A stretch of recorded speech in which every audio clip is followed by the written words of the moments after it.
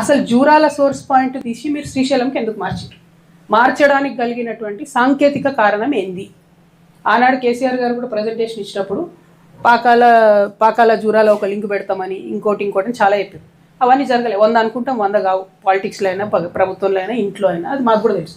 కానీ అల్టిమేట్గా ఇప్పుడు జరిగింది ఏంది?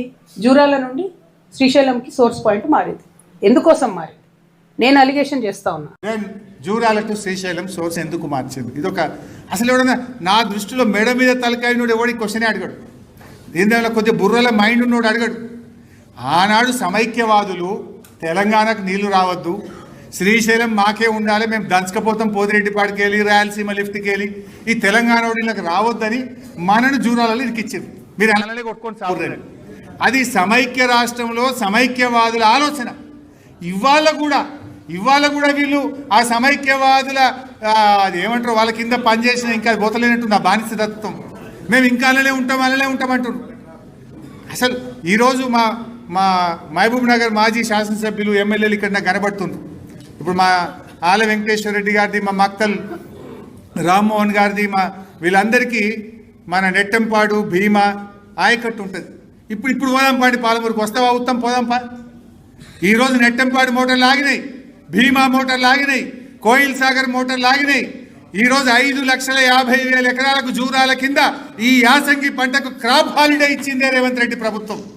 నీళ్లు లేవని ఇవాళ జూరాల ఓనాయకట్టు 1,00,000, నెట్టంపాడు 1,40,000, భీమా 1,60,000, ఇవాళ కోయిల్ సాగర్ ఒక 50,000-60,000 క్రాప్ హాలిడే ఇచ్చిందా లేదా?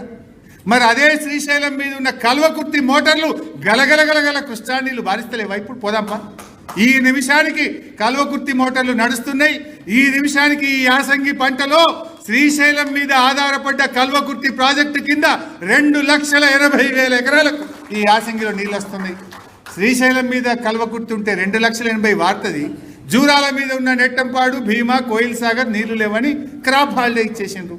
మరి అండ్లపై పాలమూరు పెడితే మంచినీళ్ళు కూడా దిక్కుండే రేపు. అసలు అట్లా నీ ఉద్దేశం ఏంది? ఇక తెలంగాణ ఆంధ్రోడికి శ్రీశైలం అప్పచెప్పుదాం, ఇక మొత్తం వాళ్ళకే అప్పచెప్పుదామనే ఇంకా అదే సమైక్యవాదుల మైండ్ సెట్ మీది.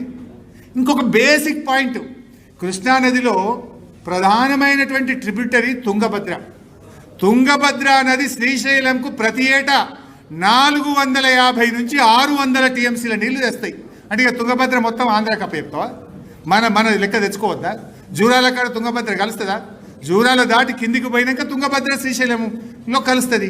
మరి తుంగభద్ర ఒడగొట్టుకుందామా? తుంగభద్ర నీళ్లు పొందా